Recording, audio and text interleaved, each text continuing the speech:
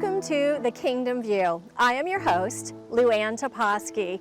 Thanks for joining us. Come on, let's see what God has for us today.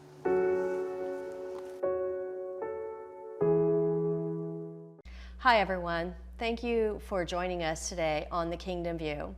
We have an amazing panel for you today. We're going to be talking about human trafficking.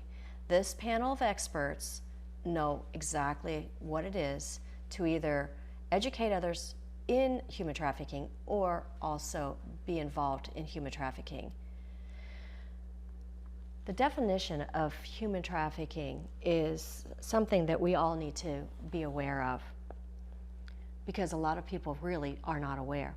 The definition of human trafficking is a practice of exploiting adults and children for use as commodities or objects in conditions of sexual and labor servitude.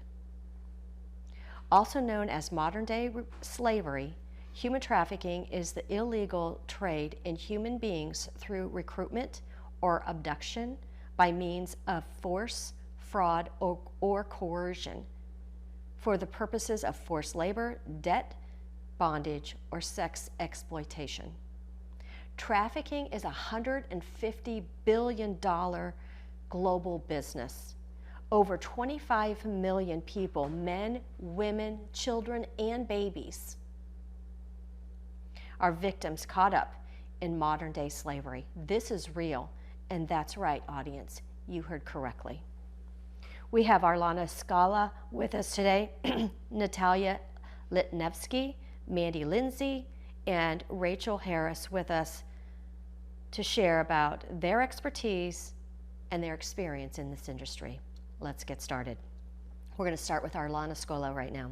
Arlana is the author of Sunsets and Soul Care. She has a bachelor's degree in business administration from University of San Diego and a master's degree in theology from Bethel Theological Seminary. She coaches and encourages others in their spiritual journey and provides spiritual direction. Her experiences include being a caring ministry pastor, speaker, hospice chaplain, juvenile hall chaplain, and prison ministry chaplain. Whether one-on-one or leading a large group, God's words of encouragement are always present. So Arlana, let's get started. Can you please share with our audience your understanding about human trafficking? Absolutely. Thank you for having me on this very important show and this very important topic with this amazing and dynamic panel of women. I experienced the depravity of the soul within human trafficking and sex trafficking when I worked in juvenile hall as a chaplain. And I had the opportunity to work with girls that were in the highest offender unit. And I heard lots of stories about things that were just really, really horrific. And I had sort of a ground level view of what was happening with these young women. They were definitely groomed and sort of rolled into the industry. They often had household problems, lack of parenting or no parenting, and just heard horrific things about them. And it wasn't just girls, although that was my area of expertise, but boys can fall into this trap as well. And so as I was doing ministry in this area with these young women, many of whom were headed to adult prison, I heard things and stories that were just horrific. And these women become frozen spiritually. They begin having personality splitting. They can sometimes develop multiple personalities because it's a way of trying to cope with the atrocities that they have befallen with their bodies. And that creates such a depth of depravity in their soul. And I got to have the beautiful privilege of, unfortunately, listening to these horrific stories, but also to bring the love of Christ to them, to show them that redemptive grace is possible, and to show them that the Lord doesn't care what happened, where you've been, what you're doing, what you did, or how you got there. The Lord only cares about restoring your soul. And I got to see beautiful things happen with these young women. Ezekiel 37, the rattling of the dry bones, that's a go-to verse for me because I got to see life breathed back into these dead souls that had just been so brutalized. And so it was about rebuilding the human spirit. It's about soul care. It's about nurturing them. It's about teaching them to trust again. And just, it's just a really horrific thing. And I learned at the time that I was there about gangs getting into, quote, the business, because the profit was more profitable because they could reuse the product, which was the girl, again and again and again. So it was an honor for me to serve in that role and to, again, show the redemptive grace to these young women as they attempted to heal. That's amazing. Thank you so much for sharing. You know, you really came one-on-one with these ladies. And what's amazing is, like you just said, you were able to see life come back into their soul. Mm-hmm. And so thank you so much for all of what you did to share with them Christ and bring them back to life. Thank you so much for sharing. Next, we have Natalia Litnevsky.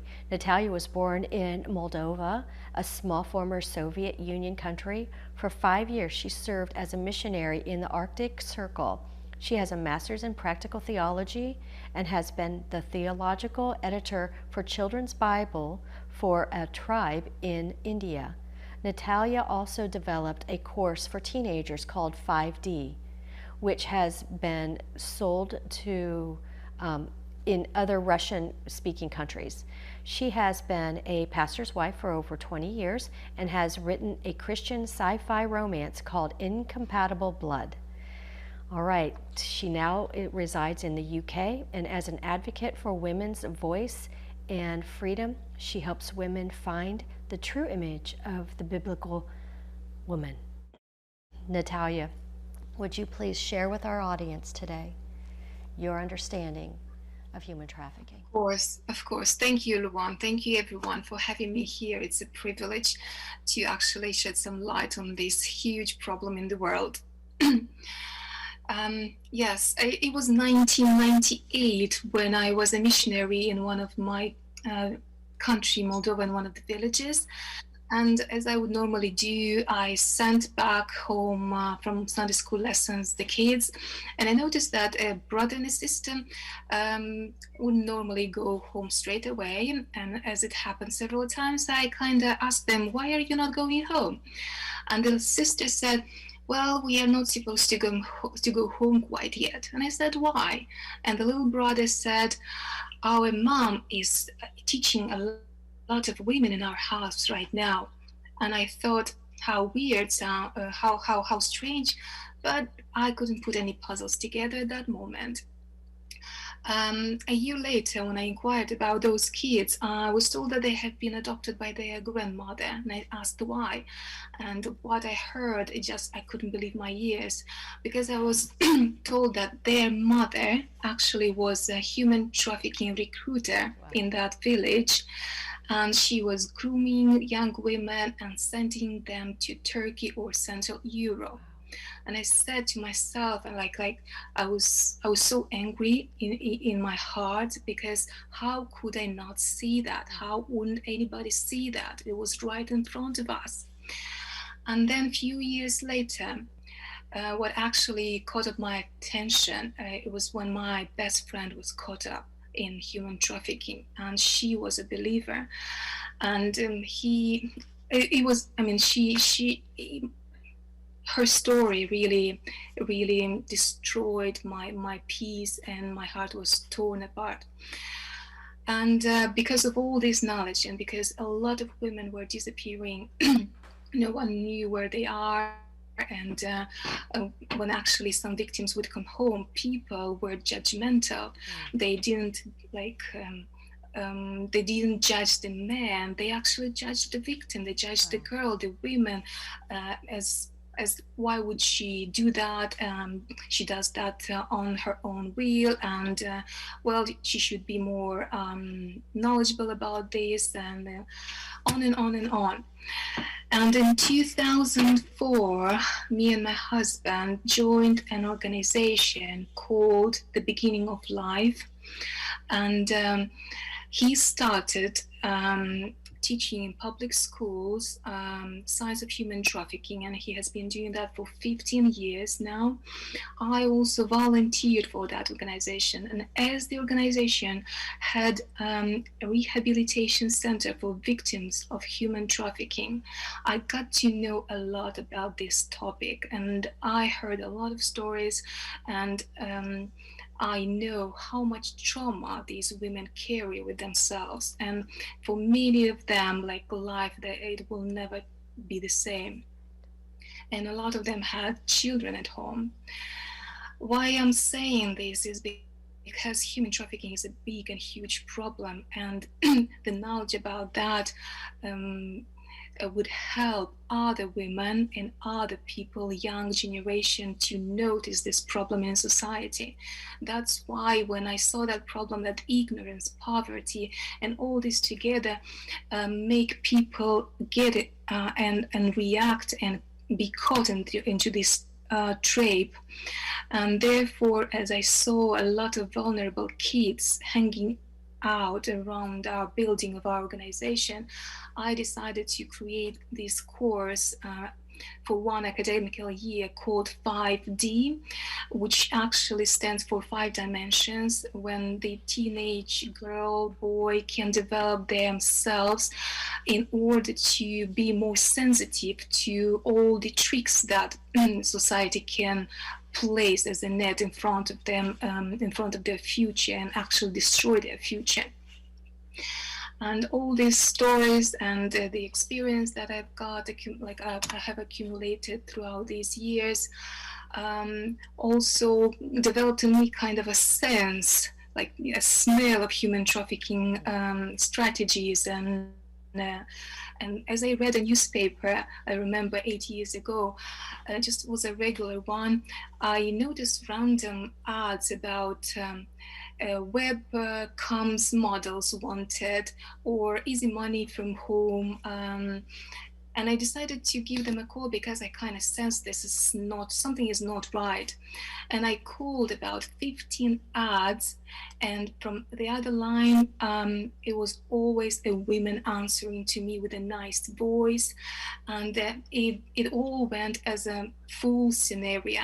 Like, this is a game change for your life. You will never starve anymore. You'll never have poverty. You'll have easy money, and you will work from home. It will be in secret, and we are like a family. We take care for each other, and you won't do anything that you feel yourself uncomfortable doing. And I said, no, this is not right. This is an easy and smooth platform for sex industry and human trafficking, actually. That's why I decided to write an article about my experience, and it was published in a youth magazine, published by the same organization, just to raise awareness about what's happening in our society. And I'm sure it's happening all around the world. Thank you so much for sharing. Like you said, it's happening all around the world. Thank God that you and your husband are educating people on this subject matter. And, you know, it's unfortunate that people will judge the woman who has been tricked. You know, they have been tricked. They are the ones that need the help. So thank you so much for sharing, Natalia. Next, we have Rachel Harris. Rachel is a public speaker and event host with 17 years of experience. She is a certified volunteer and speaker for Operation Underground Railroad, bringing awareness to the public on child sex trafficking. She has professional certification in human trafficking prevention and intervention from Florida State University. Rachel, what can you share with our audience today about your understanding and knowledge of human sex trafficking? Thank you so much, Luann, for giving me this opportunity. So, I found out as an adult that a very close person in my life was sexually abused repeatedly as a child. And having been given this newfound information, it was a very eerie feeling. I just couldn't believe, like Natalia said, how in the world was this going on and we didn't know about it? All of the adults and other children and people who are surrounding this child, and no one knew about it. So I began to do some research, and that was when I found Operation Underground Railroad, a nonprofit that helps rescue children, and I knew that I had to get involved. I knew that my heart was in this to bring awareness. So I do a lot of speaking engagements to try to get the word out about this atrocity. And I would like to share some things with you guys today that can tell you how we can prevent a child, how we could save them and rescue them from this. So the first thing is noticing the signs, and I got to tell you, Luann, there are a lot of signs, so I just want to touch on a few of them. The first thing would be physical appearance. Maybe you notice a child and an adult together that don't look like they go together, so they don't match. Something is off there. Maybe it could be the child is very poorly unkempt, or it could be the opposite. They're really dressed up, too mature for their age. Maybe even they're dressed provocatively. This is definitely a sign that something is going on. The other thing could be their behavior. Maybe they're bragging about how much money they make, how much fancy jewelry they have, that they have boyfriends that, quote, take care of them. Another thing could be the opposite. They're very introverted. They're looking down when you speak to them, and they have to look up to an adult for permission to speak before they're willing to answer you. These are definitely clear signs. They vary so much. I encourage everyone to go to ourrescue.org to learn more about those signs, because education is the only way that we are going to make a difference with this. So let's talk about how it can happen. Well, first of all, many people may not realize that the United States is one of the top producers of child sexual abuse material, which is explicit pictures and videos. Well, child rape videos. Let's just call them what they really are. We need to be blunt about this. And no child is going to give permission, right? Exactly. And so they just skew this, and they try to make us think that they're involved in this. They want to be. They're not. No child wants to do this. Thank you for sharing that. I'm sorry to interrupt, but go ahead. No, exactly, Luann. And that brings about a point in me that we should not call it child pornography, because they're not willing participants in this. They are forced into it or manipulated into it. Either way, they're a child and they shouldn't be doing it. Right. So another thing that is misconstrued by a lot of people is that children are just kidnapped off the streets or out of backyards, and while that certainly can happen, and it does, 85% of the victims actually knew their violator before they were violated. Right. And so they are everywhere. There is a high demand for this, obviously. They are in our family. They are at our schools. They are at our churches. They are even other children within the school that your child might know. No one is exempt from being a trafficker. It's not just men. It can be women, as Arlana talked about also. It can be children that have been trained to recruit other children. Right.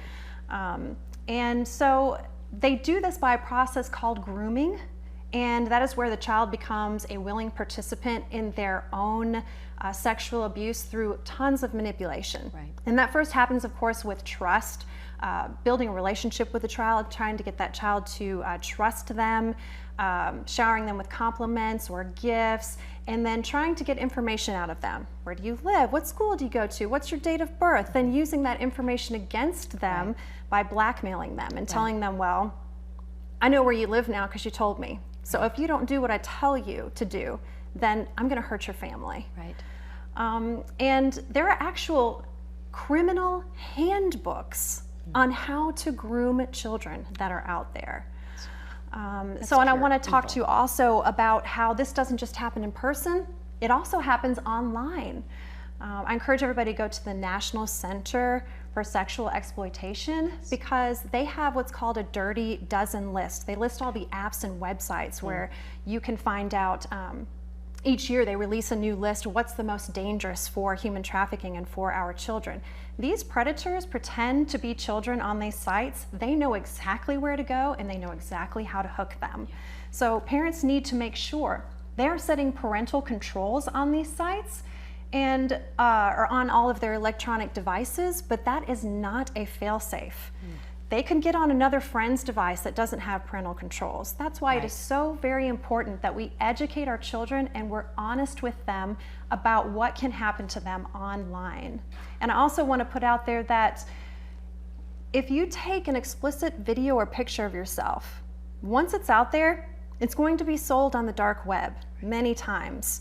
And that's not just a chance of happening, that is a 100% guarantee. And once it's out there, you can never take it down. It is permanent. Thank you so much for sharing, Rachel. All of those things are so important. We do need to educate people on what's going on, how this is done, and those are certainly fantastic points. One of the other things I want to share is, this would not be a problem if there wasn't such a demand, right? So ladies, what do you have to say about this whole situation? How can we take this down? Yes, that is exactly true. It's that demand determines supply. And if there wasn't demand, there would not be a need for supply. And that's just really tragic, especially with what we're talking about right now. But I want to talk to you a little bit about what I heard when I was doing men's prison ministry.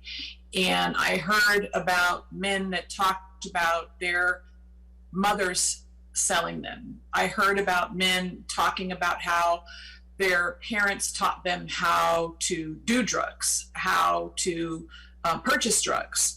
And so there was no good role model. So I really heard a lot in prison, in the male prison ministry that I did, about the beginnings of the deprivation of the soul and lack of character soundness. So again, as we've talked about this morning, not having the information at home to be taught and trained and exampled on appropriate behavior for a young man. The next thing I'd like to bring to attention to our viewers is something called John School. And that is a class that's available to men who have been picked up while soliciting sex from a prostitute. And I think we've determined that prostitution isn't necessarily a choice, that most of the women that engage in prostitution, there's a reason why. So if we didn't have a demand for prostitution, there wouldn't be women that were forced, coerced into being prostitutes. 50% of the men in John schools that were interviewed stated that they wanted to have sex with a prostitute because it was quick and easy. 20% said that they wanted to have sex with a prostitute because there was no relational quotient or part of the sexual activity. They could just go have sex and be done. Overall, they didn't think that it was exploitation. They felt like it was just an easy way to have sex. They didn't realize that they were part of an international problem when participating in prostitution with a woman or a man for that matter, because there are male prostitutes out there as well. Studies showed that the recidivism rate for men to re-engage in that activity greatly decreased when these men went to John School. And so again, I want to reiterate the importance of educating the men as well as nurturing, uplifting, and educating the women. It's a really big piece of the equation. Right. Thank you very much. Next, we have Mandy Lee Lindsay, and we want to thank you, Mandy, for being on with us today. Can you please share a little bit about your story and what you know about human trafficking? Mandy, would you like to share your thoughts around that, around the demand? Absolutely, yes. And I agree 100% with everything that you ladies are saying. You know, it does start with the demand. And if we can put, I believe that if we can put an end to pornography and participating in pornography and making that a normal part of our society, you know, people always say, what can I do? What can I do? Well, the first thing that you can do is stop watching porn, stop participating in porn, stop supporting porn. You know, I believe that if we as a collective society can just do our part within our own circles and really just allow our participation in all levels of pornography to stop, that we can help eliminate the demand for this. And, you know, it's just so prevalent in our society. You know, it's even like a couple of years ago, the halftime show for the Super Bowl, I mean, it was just basically soft porn, and that's what our society has really embodied. And if we can just put an end to that, you know, and there there are movements that are being birthed right now and that are active right now that are educating people and that are also helping women and men to get free from commercial sex industry, and trying to reintegrate them into society.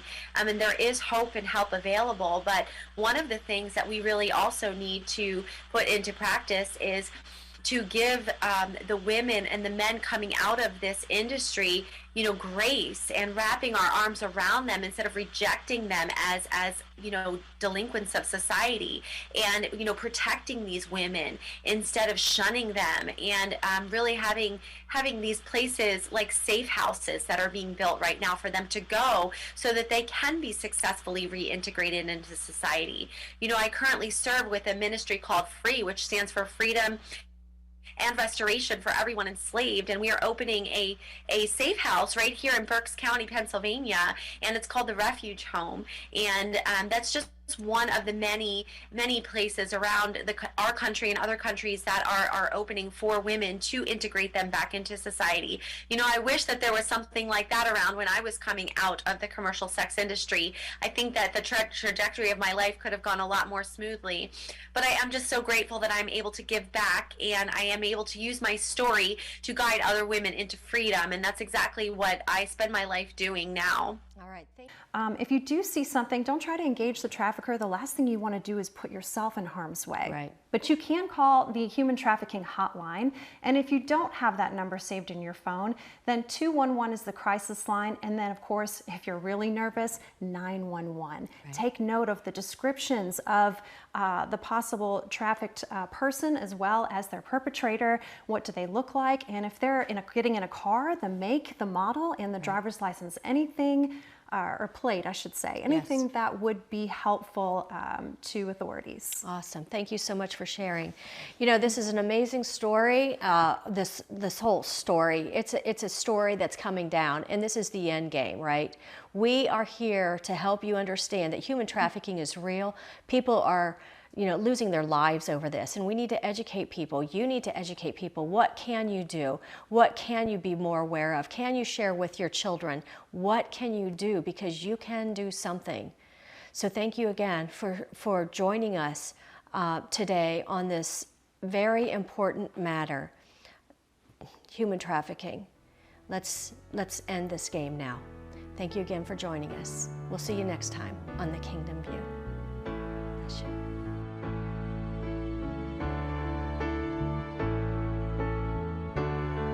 If this message has blessed or inspired you in any way and you would like to support The Kingdom View, go to thekingdomview.com and click on the donate button. All gifts are tax deductible. If you would like to join us at our Inner Healing Conference in Jacksonville, North Carolina, August 20th, 2022, just go to thekingdomview.com for details. You will have the option to attend the conference on site or online.